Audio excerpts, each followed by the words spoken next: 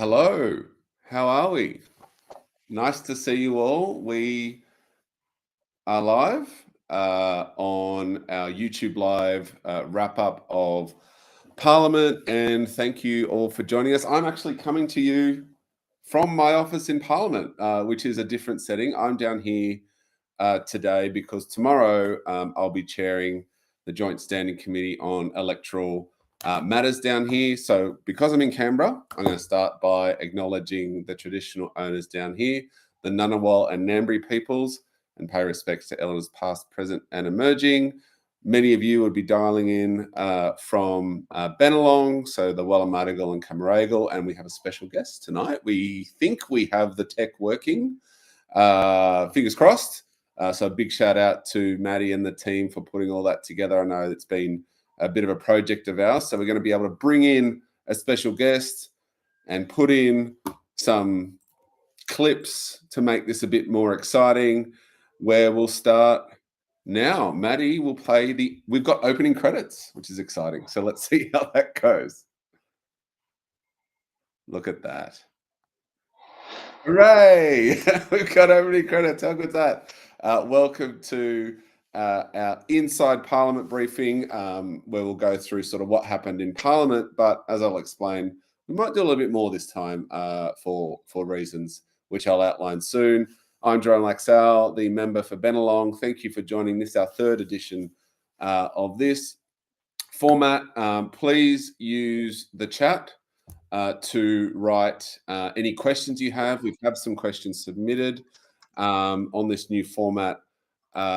My lovely staff will put it in sort of a rolling document that we've got. I don't have the live chat in front of me, so it'll be a little bit different, but we'll try and get through it, and I'd love to get your feedback afterwards.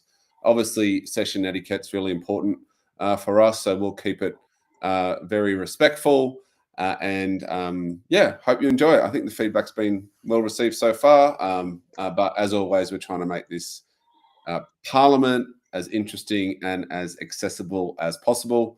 Really glad to have a special guest today to talk about some of our big topics and big issues. So this week, as I mentioned in Parliament, was a little bit different. So it was a short week. Monday was a public holiday. We just sort of had 3 days dominated by not what happened in the House of Reps, but more so what happened in the Senate. There were Senate estimates on, but we had in the House our own particular process called consideration in detail. I'll have a chat to our special guest about that to explain that process a little bit more. It's not quite like Senate estimates where you may see on the news where sort of people are sitting around a table and back and forth on questions, but we'll have a little clip on that and show you a little bit later. So there was some important legislation in Parliament, which I'll go through in regards to small business support, some Treasury bill changes, but importantly also legislation in regards to the 000 Ombudsman following that Optus catastrophe not that long ago. So some important legislation there which came to Parliament and was debated. Because Parliament was a really short session this time around, only 3 days, this followed a huge month of climate change policy, our emissions reductions target, the release of the climate risk assessment, adaptation plans. Of course, Australia was represented by the Prime Minister and key ministers at the UN, where we discussed our climate action and climate change on a national stage.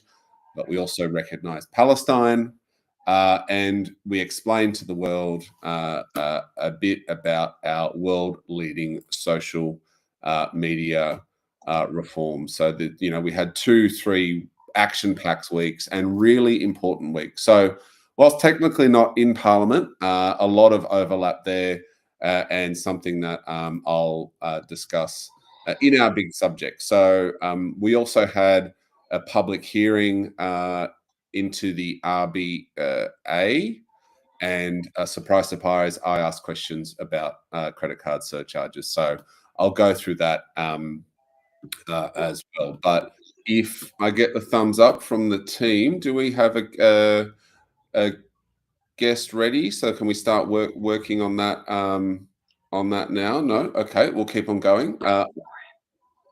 Pardon? Okay.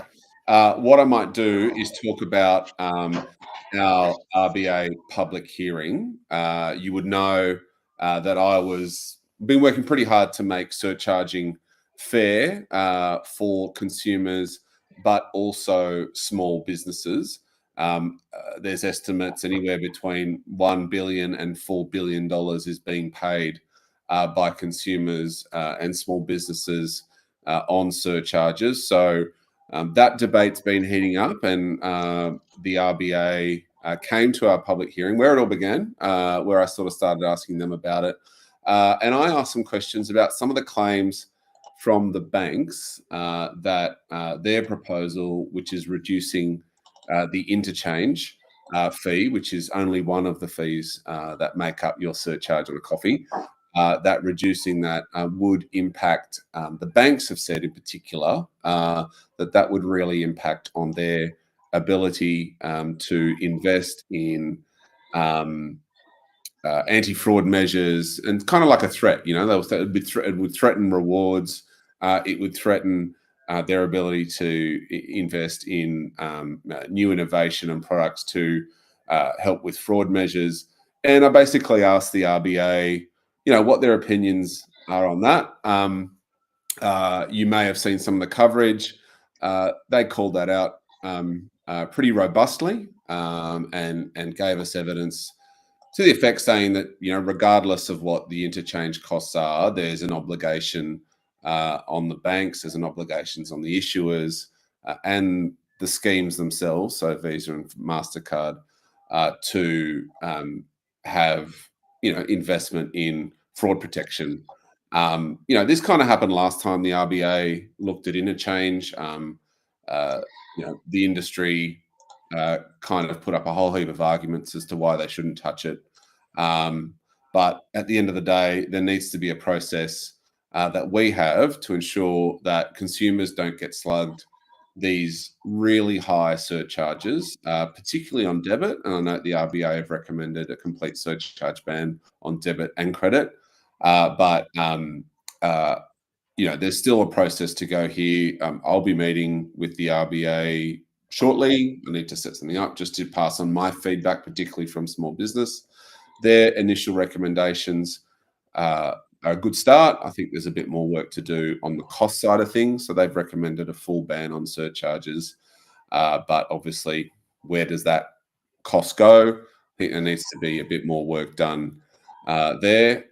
So that was that. We also had some interesting commentary, just sort of more generally on the economy, the work the RBA have done in regard to inflation. They're still, keeping an eye on it, but they've kind of said that the progress that had been made was very positive, and they're keeping an eye on inflation, still wary of some spikes here and there, but they've made the decision recently, of course, to leave interest rates on hold.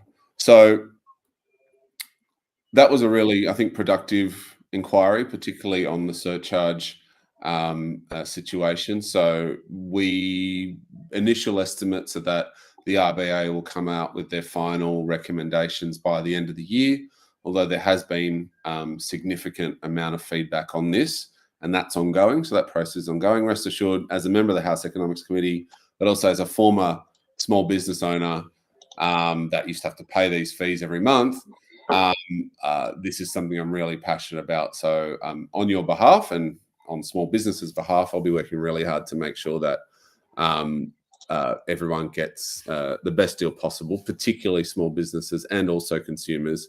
I bring it back to the start, and I've had a few meetings about this. There's always different ways to do it, but I always bring it back to the start. It shouldn't cost consumers more to transact via a digital payment than a non-digital one. And that's the reality today. It'll be up to the banks and the RBA and businesses to sort out where that cost goes. But at the end of the day, consumers, I think, have a raw deal now, and understand why that exists. but I think we need to do something to change it. And let's see what the RBA's final recommendations are. And then we'll, as a government, will review those recommendations and act subsequent to that. So that was a really interesting public hearing. Watch this space. Maddie, we happy to bring in our guest? Yes, we are. So as I said, big climate announcement that was made recently. We've got a little clip here. Today I announced that we have accepted their advice that Australia's 2035 emissions target be 62 to 70%.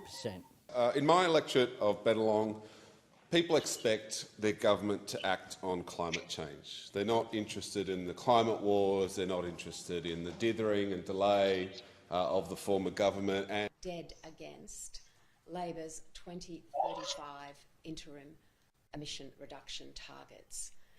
Today I announced that we have accepted their advice. And here we go. Here's our guest. It is the Assistant Minister for Climate Change and Energy, the Honourable Josh Wilson, MP. Mate, thanks for joining us. Oh, I think you're on mute.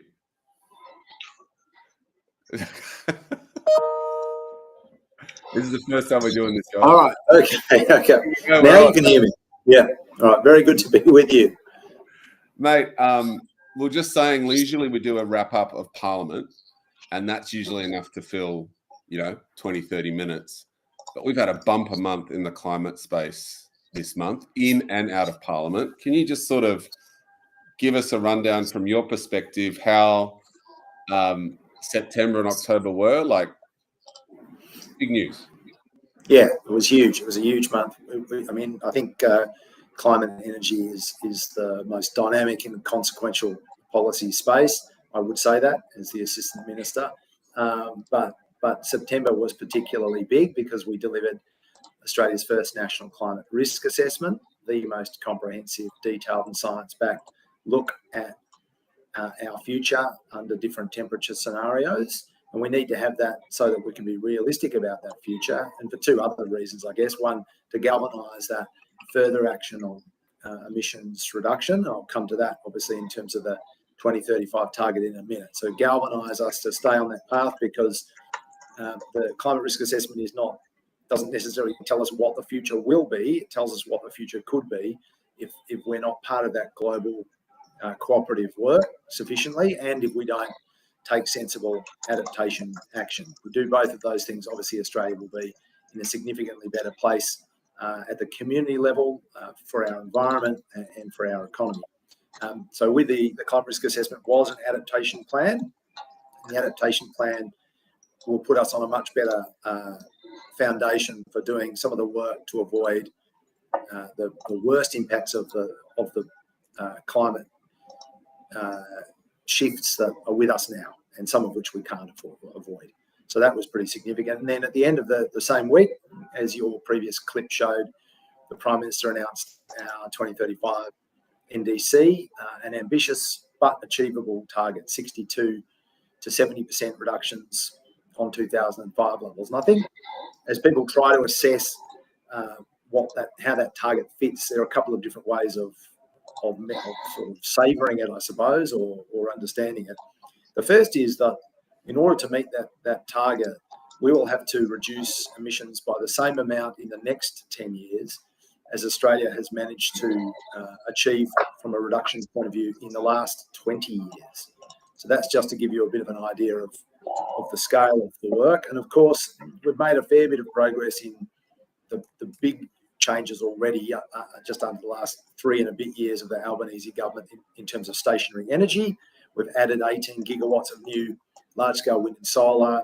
We're supercharging the battery revolution. We've increased renewable energy by 45%. You will know that September was a milestone month because it's the first time ever over the course of a month that renewable energy out-generated coal in the national energy market.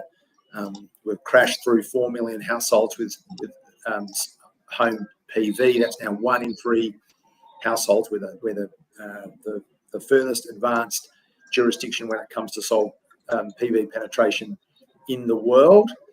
All of those things are good, but the decarbonisation from now gets in some ways harder because we've achieved a lot in that energy transformation. We now need to do it in the built sector, transport, agriculture, and of course hard to abate industries. But we are absolutely focused on doing that. We've got all the energy side programs in place, whether it's the safeguards mechanism, capacity investment scheme, Rewiring Australia, all those things we did in the very beginning. And then we've added to that some important industry transformation support, the hydrogen production tax credit, the same when it comes to aluminium, new support for $1 billion for low carbon liquid fuels, support for innovation in agriculture. We've added another 50 billion for fast chargers so that we can crack on with zero emission vehicles. We've already doubled the number of charging stations in the first 3 years, but we've got to go further. All of that work fits within the net zero plan. The net zero plan is really the sort of the blueprint for how we get to that 62 to 70% emission reduction target.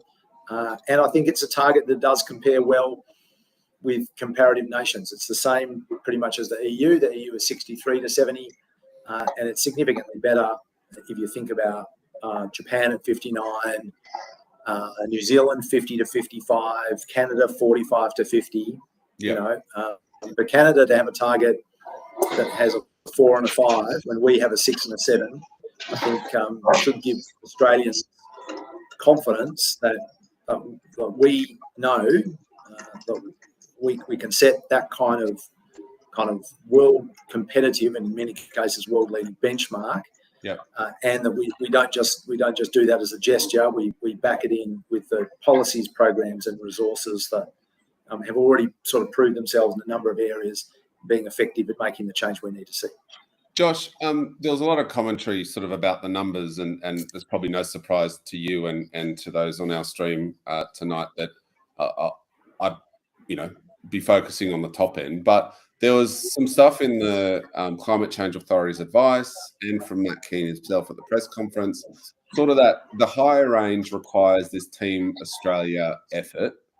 Do you just want to talk about that? Because, like, obviously you've outlined we're doing so much and more. I think I saw a press release only from you about half an hour ago about a new program for putting solar panels on commercial buildings, right? So I think it outlines we've got more to do, but what do you mean? What do you think the Climate Change Authority means by the Team Australia sort of element? Well, there's a few different things in that, Jerome, and you're quite right. I mean, you can't achieve the transformation that we're after unless it's done everywhere, all the time, all at once, and involving everyone. So the Commonwealth leadership position, I think, has been made pretty plain. We need to have sort of buy-in and collaboration and support from states and territories. It's the nature of our federal system. But we actually need the private sector to continue to be a big part of it. I think it's fantastic that from the early 2000s to now, some of those old unhelpful and frankly wrong climate wars, that false dichotomy between acting on climate, exploring, advancing renewable energy, the idea that was somehow the enemy of sustainable and inclusive prosperity has been thoroughly exploded. Most sensible large industries and corporate players understand that their best energy future is a renewable energy and clean industry future. But we need to continue working on that all together. It's not something that the government can do alone. We are fortunate that the Australian community is a world leader when it comes to early adoption of some of these technological changes. Yeah, give us an update on the batteries. Do you know the latest number? Like, it's been extraordinary, isn't it? Yeah, I mean there are two stories that I point to. So the first is home solar.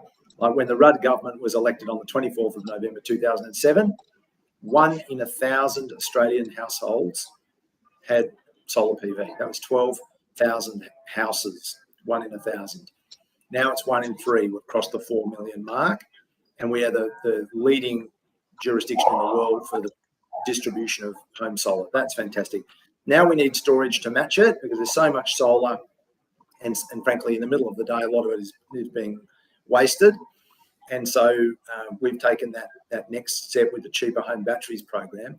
As you know, and I experience, if you bump into Chris Bowen at any hour of the day, he will literally give you an up to the hour number. I think the number. You don't even have to ask him. You don't even have to ask him. You just spits it out. You don't have to ask him. You can try and shut him up. He wouldn't work. It's pretty much across the 80,000 installation mark. So across the 80,000 installation mark. And while we don't have a precise number on how many home batteries there were at June 30, so we started this program on the 1st of July, our best guess is that it was probably around 150 to 175,000 home batteries at that stage.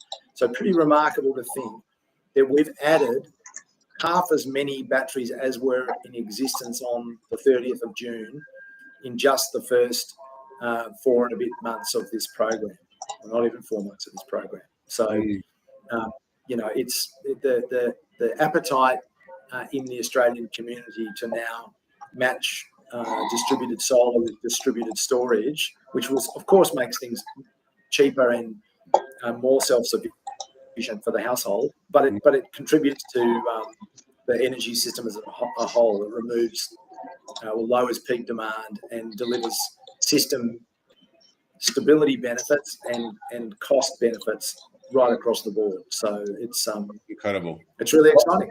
I'll drop a little sneak preview here, or a little hot take for our audience. On the 23rd of November, we'll be holding a local Electrify Bennelong event. We did one of these a couple of years ago.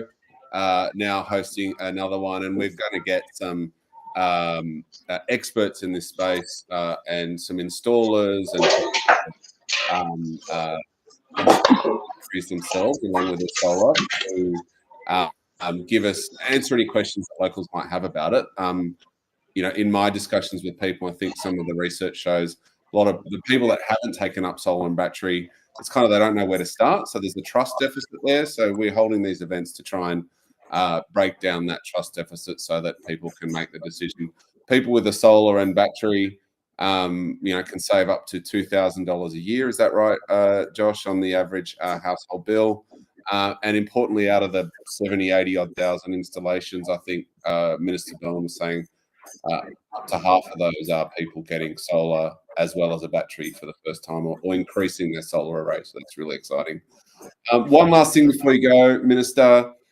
We had this consideration in detail, just for the Parliament nerds at home who sign into this. Like, it's kind of like sentiment estimates, but kind of not as well. What's your take on the process of consideration in detail? Like 5-minute speech, and then you answer some questions at the end. Is that how it works?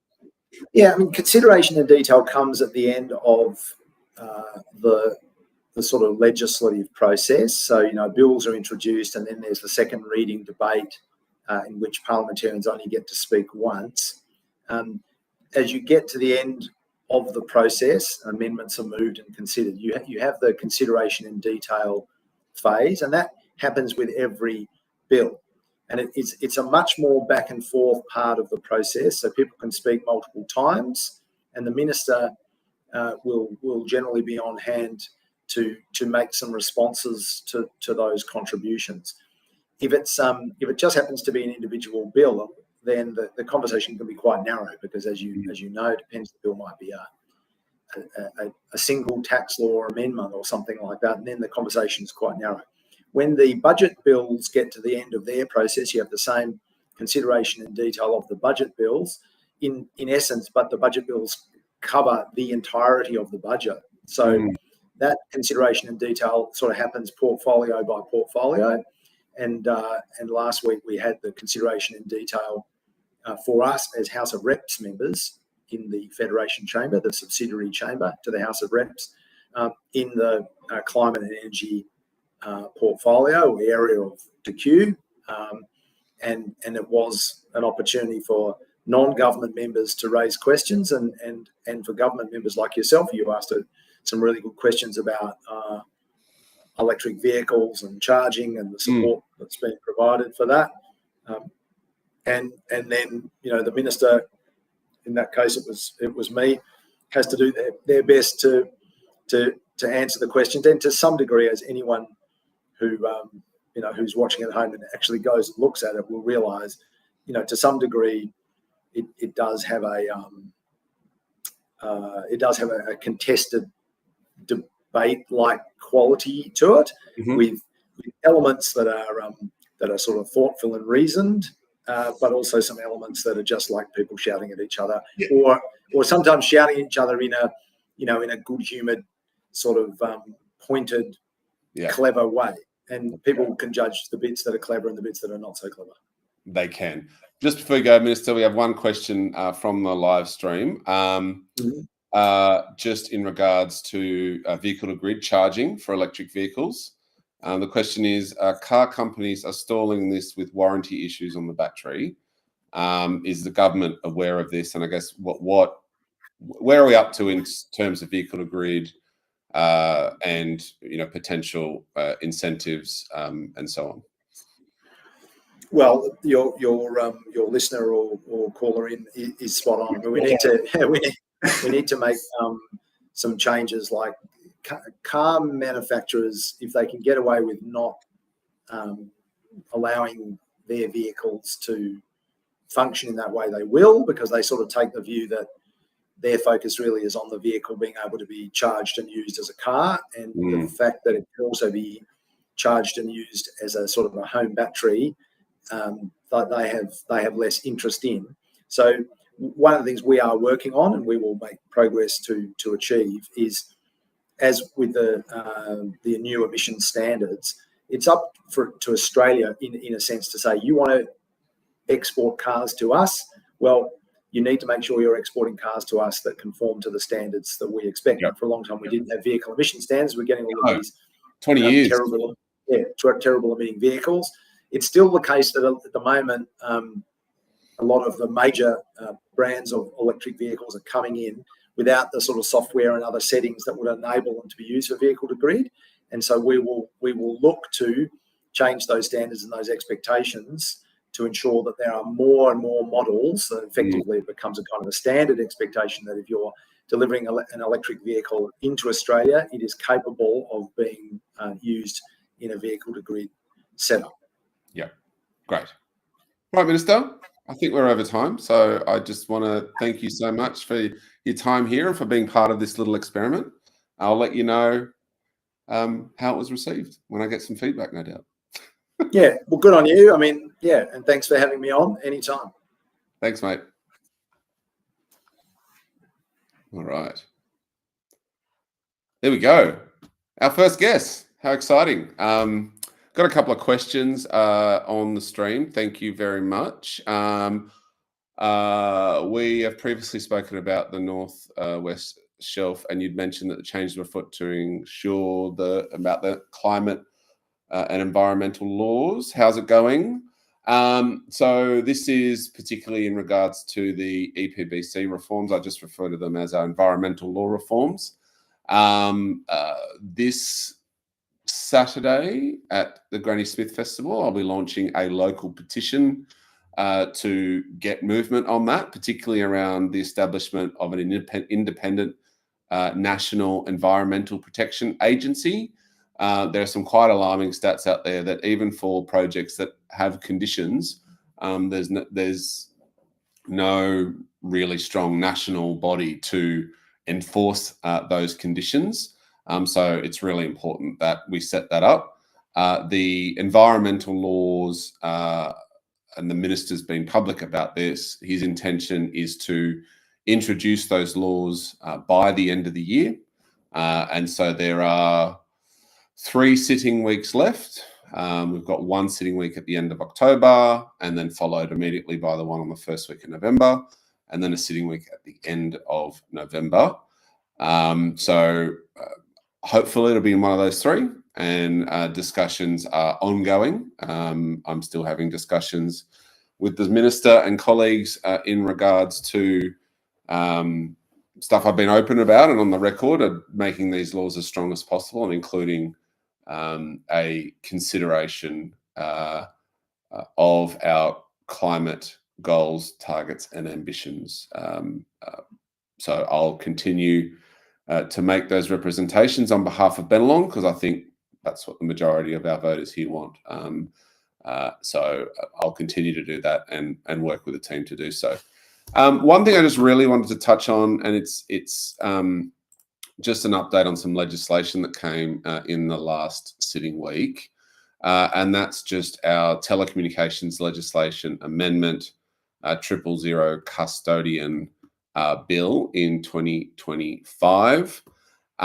This obviously was recommended in response to Optus's 2023 000 outage. Of course, they had another catastrophic 000 outage not that long ago. This bill delivers immediate action into strengthening the oversight and coordination of our 000 ecosystem. One thing which I found extraordinary is that telecommunications providers who operate these 000 systems had no requirement to report outages to anybody.